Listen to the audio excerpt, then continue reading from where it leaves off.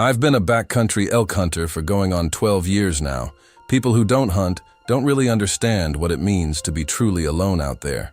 Not alone like sitting in your car in an empty parking lot. Alone like the nearest other. Human being is probably 20 miles away and wouldn't hear you scream even if the wind was blowing in exactly the right direction. I grew up in rural Montana, spent my summers working cattle on my uncle's ranch in the Bitterroot Valley, and I've been comfortable in the wilderness since before I could drive. That comfort is something I never really questioned. It was just part of who I was. Was being the key word.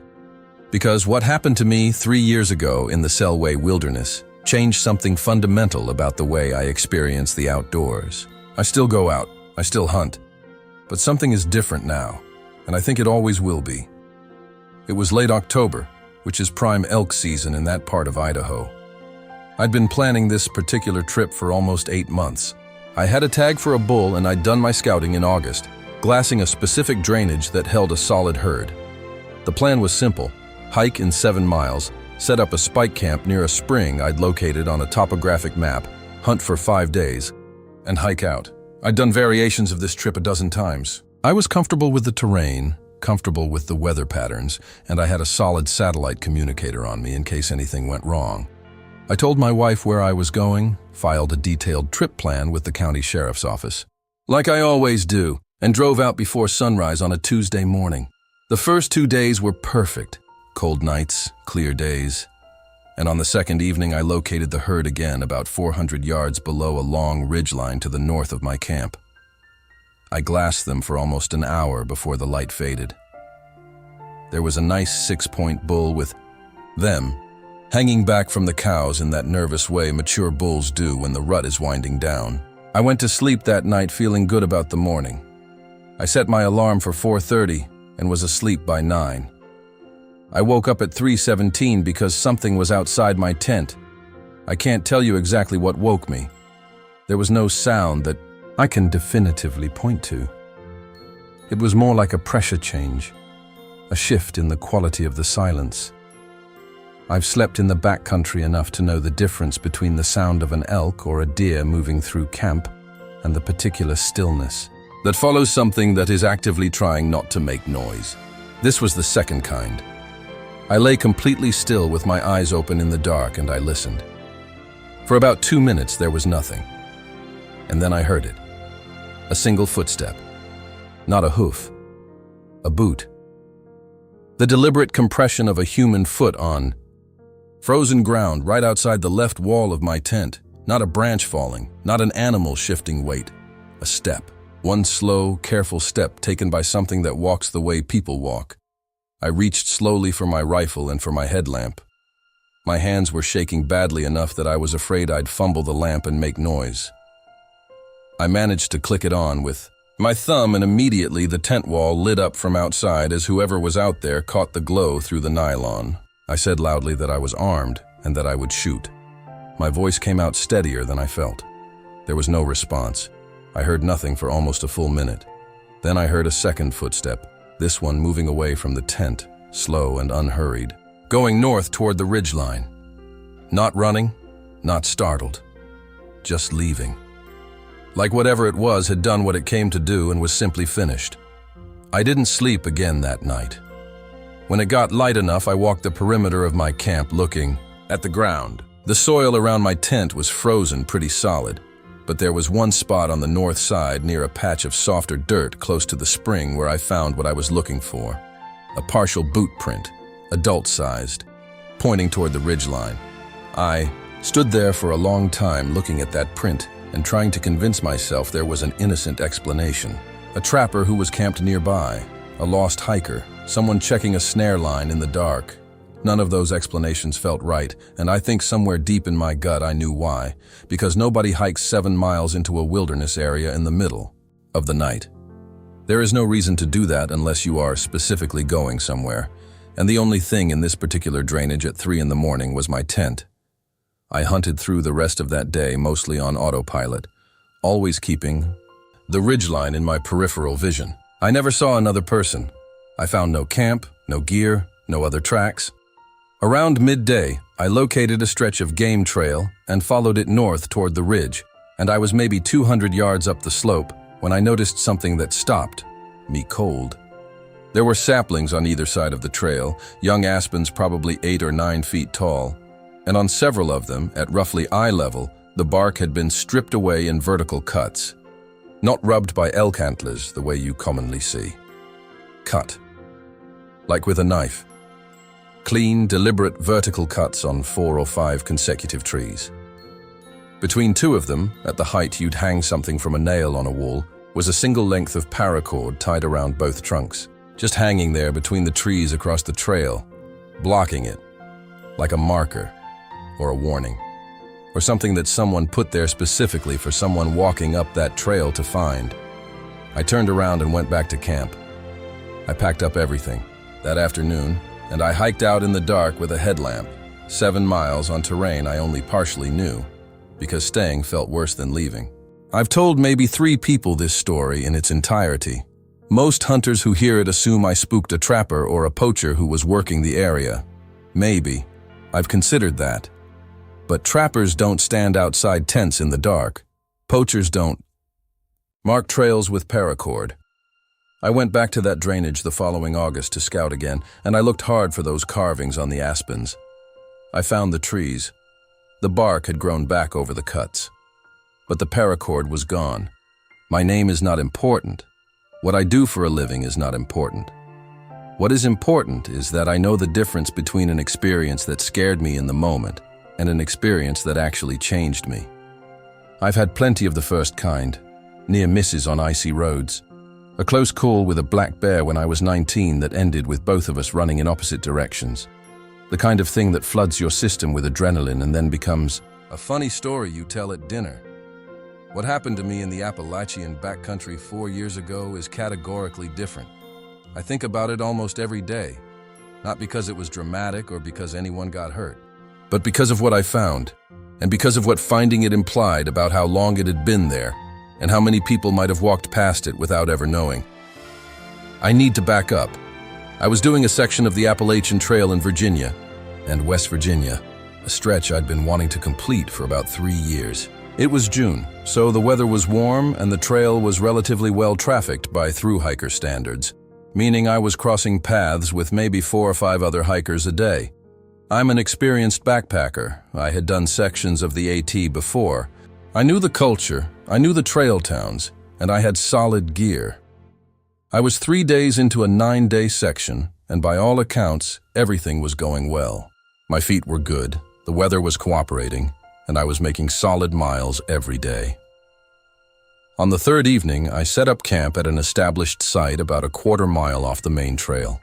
There were 3 other tents already there when I arrived. A couple and a solo hiker named Mike, who I ended up sharing a fire with for a couple of hours that evening. Mike was doing the full through hike and was in excellent spirits.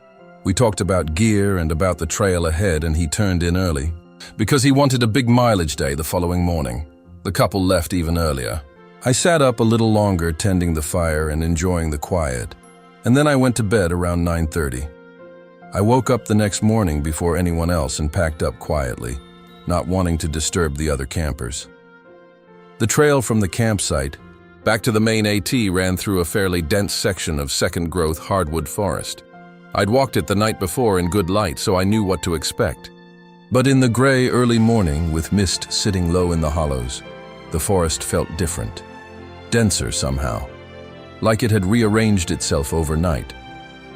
I've felt that feeling before, and I usually just dismiss it as the way your brain processes familiar terrain under different lighting conditions. I dismissed it again that morning and kept walking.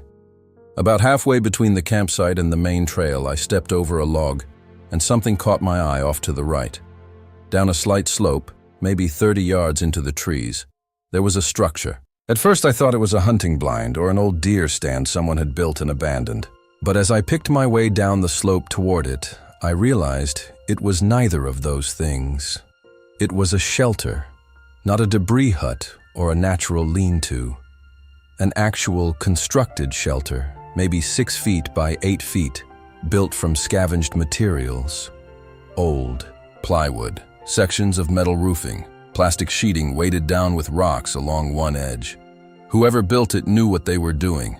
It was solid, It was weatherproofed, and it was completely hidden from the trail above by the slope of the terrain and the density of the undergrowth. I should have kept walking. I think about that a lot. I should have just noted the location, hiked on, and mentioned it to a ranger at the next station. Instead, I crouched down and looked through the low opening at the front. It took a moment for my eyes to adjust to the dimness inside. When they did, I saw a sleeping bag, rolled and tied, a small camp stove, several cans of food stacked in a corner, a gallon jug of water, and on the far wall, dozens of photographs. They were printed on regular paper, like they'd come from a home printer, and they were tacked to the plywood with finishing nails. Most of them were photographs of the trail, aerial shots, maybe pulled from satellite imagery, with handwritten circles and notations I couldn't fully read from where I was crouching. But several of them were different. Several of them were photographs of people. Hikers, photographed on the trail from a distance in a way that made it very clear the subjects had no idea they were being photographed. Men and women both. Some appeared to be through hikers based on the size of their packs. Some looked like day hikers. One photograph showed a family with 2 small children. In several of the photographs, there were handwritten notations at the bottom, in the same hand as the trail maps. I could make out dates on a few of them. The most recent was from less than a week before I was standing there.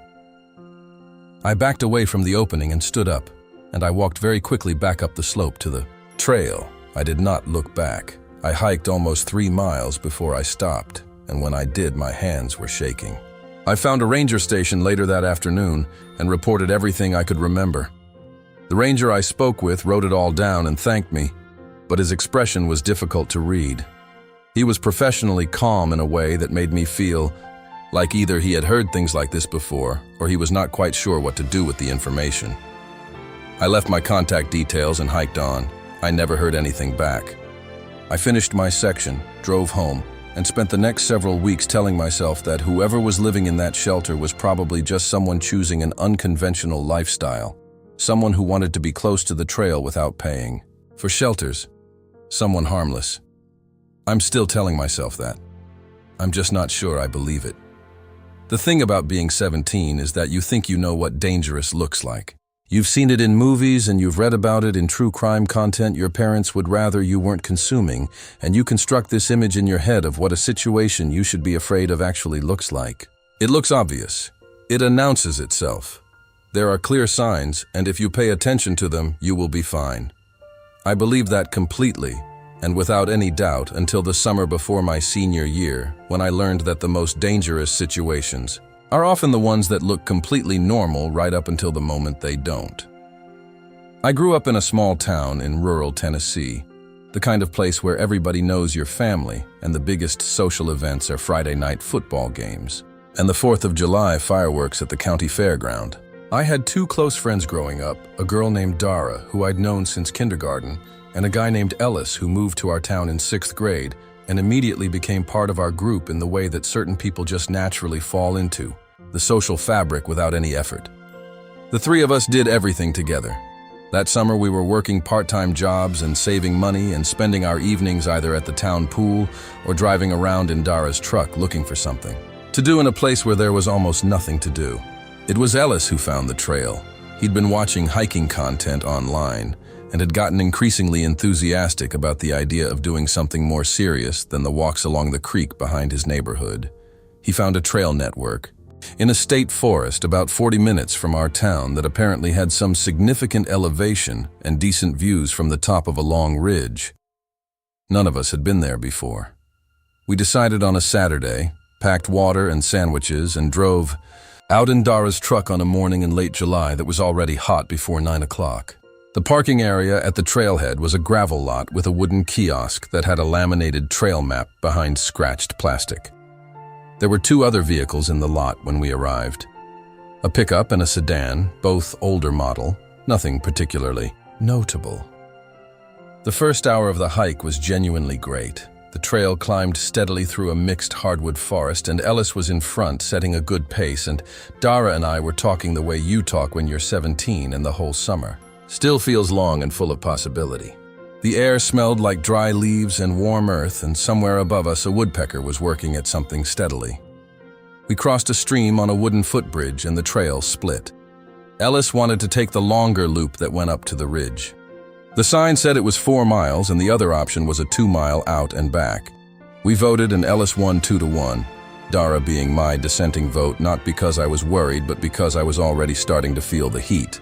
We went left toward the ridge trail, and that's when the character of the hike started changing. The trail got steeper, and the trees got older and denser, and the undergrowth thickened on either side until we were essentially walking through a green corridor with maybe 2 feet of visibility into the forest on either side. We weren't talking as much anymore, partly because of the grade and partly because the forest had gotten quieter in a way that felt physical, like the sound was being absorbed. Ellis was still setting the pace out front. Dara was behind me. At some point, I'm not sure exactly when, I realized I couldn't hear Dara's footsteps behind me. I turned around, and she was stopped about 15 yards back, looking at something off the trail to her left. I walked back to her and asked what she was looking at, and she pointed into the trees. It took me a second to see what she was pointing at. There was a man standing in the trees about 40 feet off the trail. Just standing there, not moving, facing us. He was wearing dark clothing, and he was close enough that I could see he was middle-aged, heavy-set, with a beard. He wasn't holding anything visible. He wasn't doing anything. He was just standing there watching us with no expression that I could make out at that distance. We stared at him. He stared at us. I said hello loudly. He did not respond. He did not move.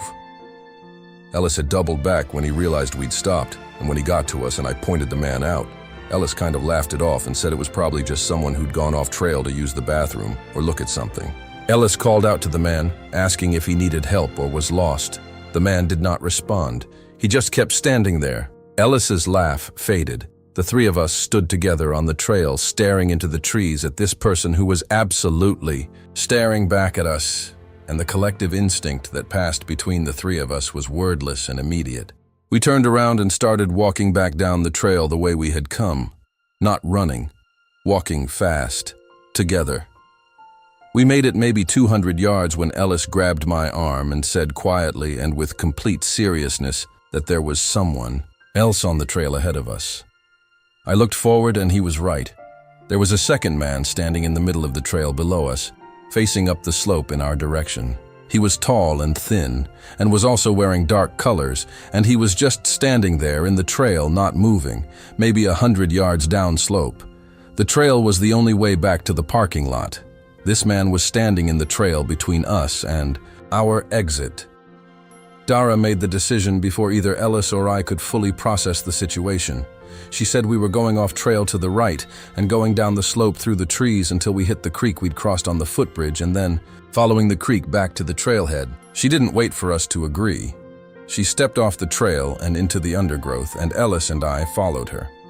The slope was steep and the vegetation grabbed at our legs, and we made a lot of noise going down through the trees.